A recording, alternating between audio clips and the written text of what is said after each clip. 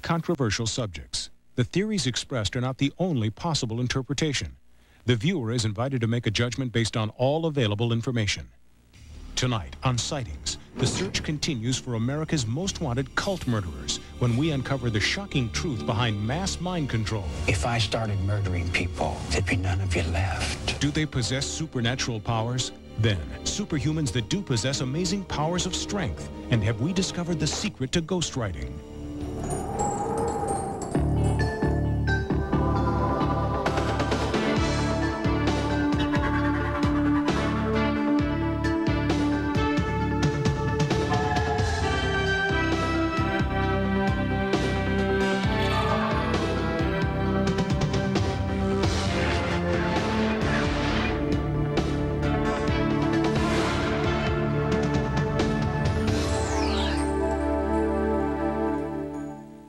Welcome to Sightings. I'm Tim White.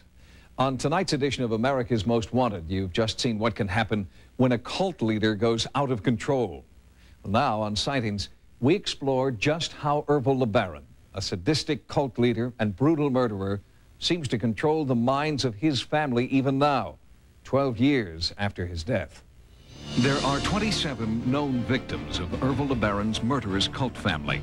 Since his death in 1981, the family claims Ervil LeBaron has sent execution orders from beyond the grave through his privately published hit list called the Book of the New Covenant. Investigative journalist Scott Anderson, author of the 4 O'Clock Murders, has done extensive research into the 18-year history of the LeBaron case. Although Ervil had died in 1981, the LeBaron story had gone on and become much more bizarre and much bloodier after his death.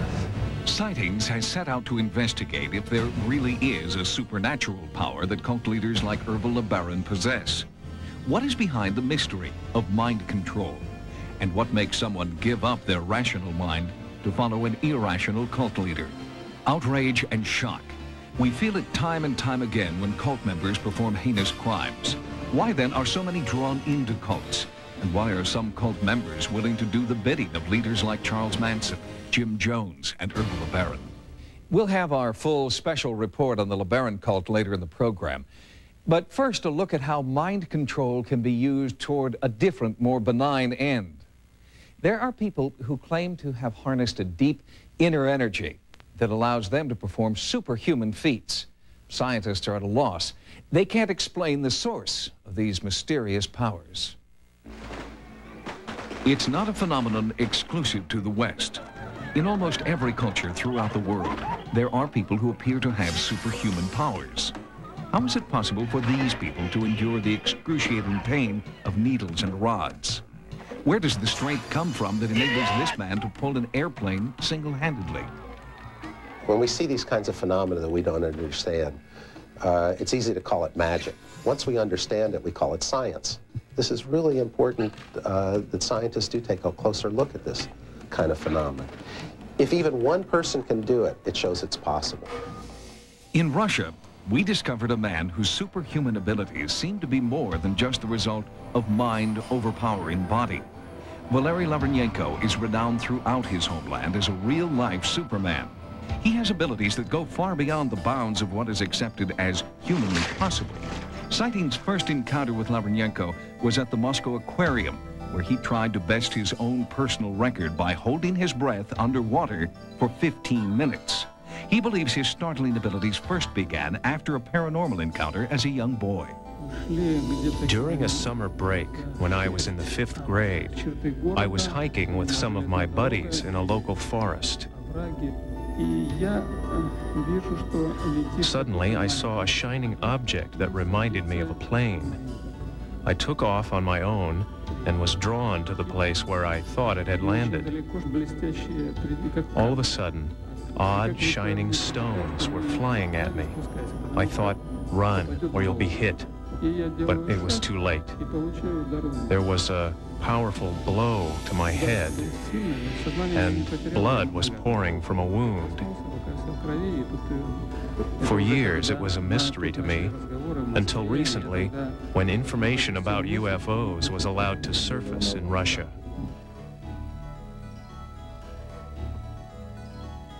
Lavrenyenko believes it was this experience that gave him his superhuman powers. 2 minutes and 10 seconds. Lavrenyenko's constant companions are his wife Natasha and his son Edward. Sightings brought them to Moscow to meet with our team of doctors, investigators, and researchers. Here, they observe what appears to be electrical impulse coming through a heated needle in his forearm.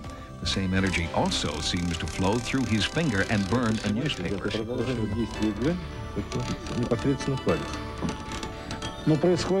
It's coming out not from his nail, but from his finger, from the depth of his body.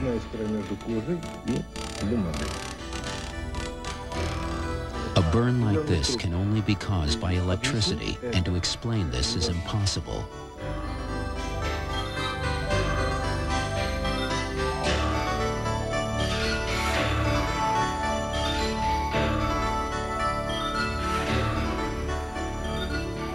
$4:50. 4 minutes, 50 seconds. On the outskirts of Moscow, at the central train depot, Lavrenyenko agrees to demonstrate another feat of strength and endurance. It was hard for our investigators to believe that one man could pull a 30-ton train up an incline. But they were even more astounded to see how he planned to pull the equivalent of nearly 60 tons of weight. It was a feat no one in our team had ever witnessed.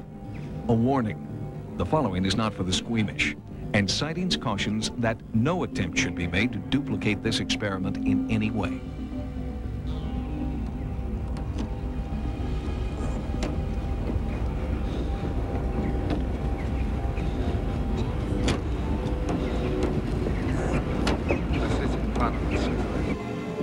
Using pliers, Lavrenyenko inserts 2 8-inch wires through his forearms and then attaches the wires to a rope that is connected to the train.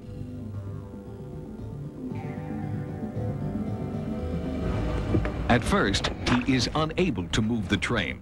The pressure on his forearm should rip the wires right through his skin, but the wires hold fast.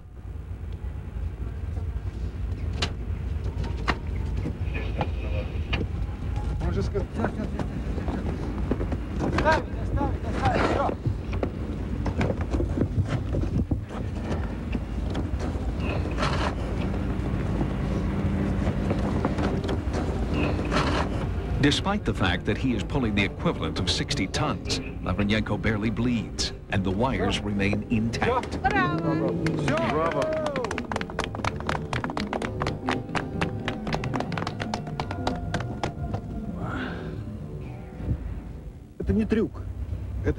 This is not a trick, it's a miracle. From the standpoint of a surgeon, what just happened cannot happen with an ordinary man. When you injure soft tissue, there is always bleeding associated with it. When the metal rod pierces the soft tissue, like we've just seen, there is always extreme pain associated with that. And furthermore, there was 60 tons of pressure on his forearms. How all that's possible, I just don't understand. There are lots of documented cases of controlling bleeding through the power of the mind. That's probably one of the last great frontiers in medicine.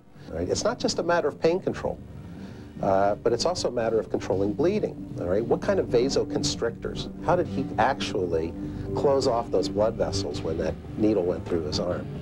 I think the place to start is honoring the phenomena. Study the lack of bleeding. Study the electrical phenomena demonstrated here. Study the ability of people to exist for long periods of time without oxygen.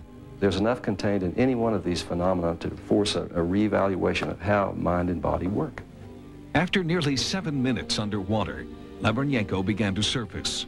Although he didn't break his own record, for most people, just 2 minutes without oxygen could cause some brain damage. But Lavrenyenko emerges unscathed. Science always progresses like this. It's the odd example that one studies to find out what the boundaries of reality really are. That's how we paint the canvases and shred the old models, by studying the things that just don't fit in. Although Lavrenyenko has performed superhuman feats that few, if any, can duplicate, the doctors and scientists that we spoke with believe that his powers are not his alone. They suggest that all of us have the same potential to control pain, endure physical stress, and achieve a greater degree of strength. In the future, we may all learn how to use our minds to unlock our full physical potential. Coming up, what supernatural powers of mind control do cult leaders possess? If I started murdering people, there'd be none of you left. The shocking investigation, next. Now we return to our special report on Ervil LeBaron, the man whom some believe demonstrates the power to give execution orders from beyond the grave. It's a sad fact that LeBaron's use of mind control is nothing new in the annals of crime. The history of mind control and its practitioners is a virtual who's who of maniacal leaders who have used their powers for evil ends. It's been estimated that there are over 5,000 cults operating in the United States today. While their members remain devoted, some cults are dangerous, even deadly. For the first 30 years of her life, Peggy Hill claims she was held captive by a mysterious force in her own family. I was taught that I was a very powerful being, that I had to be very, very careful because I could kill somebody with my thoughts. That's a pretty heavy burden for a kid to live with. And that was from mind control. Through therapy, Peggy has recalled a frightening childhood where she was forced to participate in satanic rituals with other cult members. It was being pulled out of bed in the middle of the night to go do a moon ceremony. It was being dropped off by my mother for a 48-hour ritual in a closed observatory with strangers. Here I am, I'm naked, and I'm a little kid. Experts estimate that some form of mind control is influencing as many as 20 million people in cults around the world. Just how do cult leaders gain control over their victims' minds? Is it only the weak who succumb? Or are all of us susceptible to the control of powerful cult leaders? And what is the source of a leader's power? Some insist it is supernatural in origin. Others believe it is the result of sleep deprivation, hypnosis, monotonous drills, and the practice of isolating the victim to gain control over the mind. Dr. Margaret Singer, professor of psychology at the University of California at Berkeley, has been researching brainwashing for the past 48 years and is one of the nation's leading experts on mind control. We're all susceptible to getting recruited into a cult, to being exposed to a mind control program. Not everyone that's recruited into a cult or exposed to a mind control program stays for very long. But we're all vulnerable. You don't have to argue people into mind control. Quite the opposite. You sweet talk them. And you deceptively sweet talk them in to coming along with you to join your group. The power of a cult leader can be so strong that certain members will do just about anything, including murder, for the person they believe is more important and powerful than a god. I testified in one trial where a cult leader had carried out her orders at, quote, making the child submit, making the child surrender, and they had beaten the child for 2.5 hours, and the child died. And the parents who did it were, when I interviewed them, remorseful and knew that for all time they had to live with that. In 1967, at the age of 19, Dennis Ehrlich joined a very well-funded, well-known cult. He escaped with his family after 15 grueling years, but not before he had risen to the very upper echelon of power within the cult. I walked in, you know, sort of a confused young man, but very nice, you know what I mean? A person who wouldn't harm a fly. I've been hit and haven't hit back many times in my life. And I came out of there just a vicious, you know, who was used to shoving people around and getting compliance, if you understand what I mean. Making things happen, making it go right, and not caring what I had to do it. So I had quite a bit of power and responsibility within the organization. I would liken my position to the quality control officer in a brainwashing factory. Yeah, I'm the guy who makes sure all the brainwashing is standard. The worst of it is the kidnappings that occur, the brutal mental treatment of people in dark corners of their building where they're pounded by 5 or 6 people to confess certain crimes, the kind of mental punishment that breaks a person because he has nowhere to go. When Dennis objected, he himself was severely punished. I was locked under guard in a sub-basement of the Fort Harrison Hotel in Clearwater, Florida, for 10 days. A place where somebody like Jeffrey Dahmer would bring their victims to do their thing to them. A scary place to be locked or under guard. Dennis finally had the courage to take his family and walk away from the cult he had given his life savings to. The cult he had called home for 15 years. I could not have pulled myself from the orbit that I was in and pulled my family from that orbit were it not for something in me that says you cannot put your children through what you're willing to go through. Dennis credits the counseling he received from the Cult Awareness Network with saving his life and the lives of his family. One of the network's directors is Patricia Ryan. My father, Congressman Leo Ryan, was assassinated by Jim Jones's People's Temple members in 1978 in Jonestown, Guyana. That's the incident that most people associate with the dangers of cults. But it wasn't until 4 or 5 years later that I got involved with the Cult Awareness Network, and that was really as a result of my sisters joining a cult shortly after my father's murder. Since then, Patricia Ryan has devoted her life to helping victims of the People's Temple and other dangerous cults overcome the lasting effects of mind control. It's amazing what people will do in order to get somebody else's approval. And if you're not a real strong person and you're not real aware of what's happening to you, that's the first step to a long line of things that you never in a million years would have believed that you would have been capable of. I have been through hell with this. I just want to warn people away from it, stay away from it. I wasted 25 years of my life, 15 years in and 10 more years to recover from this. And I just have to start all over like a new person. We have to, as a society, remain aware that the cult phenomenon is still with us and is ever present and is a danger always. Awareness is just the first step to eliminating murderous cults. Until we find a way to neutralize the influence of cult leaders, they will continue to be a danger. Believe me, if I started murdering people, there'd be none of you left.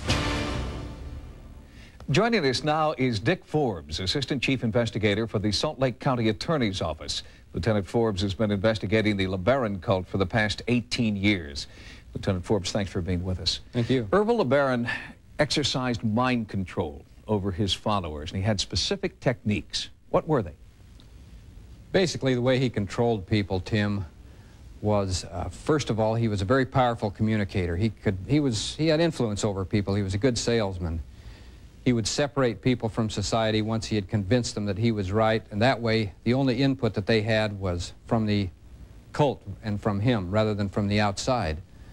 He would then create paranoia within those individuals' minds, making them believe there were enemies out there that wanted to get them, and that he was their only protector. He would then infect them with his own teachings and beliefs, making them believe that he had supernatural powers, if you will, or that he spoke directly to God, and that what he told them was absolutely right. Ervil LeBaron was not the only cult leader to claim that his powers were supernatural. Have you seen this evidenced in other contemporary cult leaders?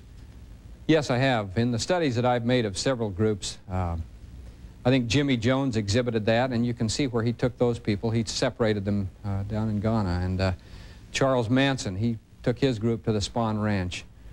Is the LeBaron cult finished now? I think it's effectively neutralized at the moment. There are 2 individuals that are still fugitives, Aaron LeBaron and Tarsa LeBaron, who we believe probably are in Mexico, who are dangerous in my opinion and can still wield influence over other members of the family. But I think, as I mentioned before, they're probably effectively neutralized right now, and hopefully we'll be able to apprehend and prosecute those other 2, which I think will certainly slow it down. Lieutenant Dick Forbes, thank you very much for being with us. Thank you, Tim. And we'll be right back with more sightings in just a moment. When we return, Are there spirits here? Have we discovered the secret of the Polaroid ghostwriter? A special update next. Recently, we brought you a special report about the appearance of so-called ghostwriting on Polaroid instant film. Well, since then, we have continued to search for answers to what might be causing the phenomenon. One plausible explanation has come from Michael Weber, a professional magician who agreed to try to duplicate the ghostwriting under our own controlled conditions. During our initial investigations, dozens of pictures were taken that showed some kind of anomalous or ghost writing, and we were unable to find any evidence of a hoax. Enter professional magician Michael Weber, who claimed he could duplicate the ghost writing under close scrutiny. I invited him to our controlled studio. Michael was given one of the cameras from the ghostwriter house and a pack of factory-sealed Polaroid instant film.